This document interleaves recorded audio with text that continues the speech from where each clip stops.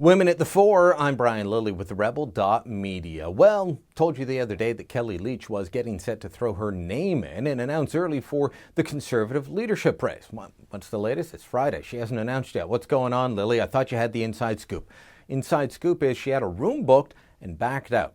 Apparently, her campaign, the people around her say they're going to wait just a little bit longer before announcing. Now, Kellie Leitch is not the only woman whose name has come forward. Rona Ambrose is mused about it, many people talking about her. On CTV's Power Play, she was asked about that and asked whether a woman at the top of the Conservative Party makes sense. Once again, remember Kim Campbell, the first female Prime Minister, part of the old Progressive Conservative Party?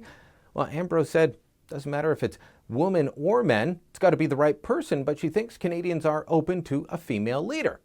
Obviously, it would be unusual to have a woman elected because we haven't had one for so long in any of the parties. So yes, it would be great to see more women put their name forwards. You know, I've always promoted and advocated to see more women in leadership positions. But at the end of the day, whether it's a woman or a man, they have to be the right person. And whether it's the Tory party or any other party, Canadians are incredibly receptive to women in leadership. On top of Kellie Leitch, Rona Ambrose, you've also got Lisa Raitt's name being floated around, and Michelle Rempel, who went on a Twitter tirade the other day about some of the blowback that she was getting on why she shouldn't run. Rempel is 35. She's from Calgary. She's a soon-to-be former Minister of Western Economic Diversification. She helped reform that department. She has been at the forefront of communications for the Conservatives since she was elected in 2011, but she's being told things like, well, she's too young, she's too bossy, she's too blonde, she's got to bide her time. Rempel doesn't seem willing to take that. She could be a fiery contender, whether she wins like all of them.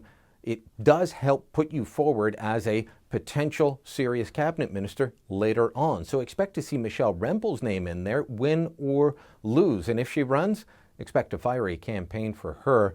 Jason Kenney's name, I've already talked about that being floated around. He's considering it, but acknowledges it's a long-term project to revive the party after the loss. Peter MacKay, same thing. Maxime Bernier's name is being thrown around a lot.